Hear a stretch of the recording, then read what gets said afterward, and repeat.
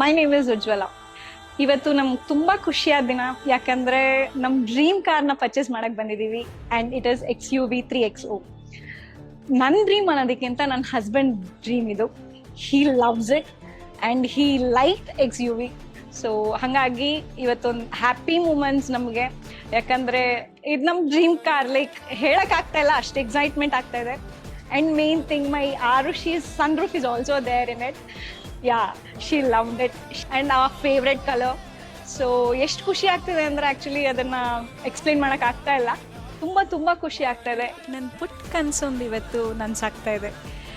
ಎಷ್ಟು ಖುಷಿ ಆಗ್ತದೆ ಅಂದರೆ ತುಂಬ ಖುಷಿ ಆಗ್ತದೆ. Thank you so much god.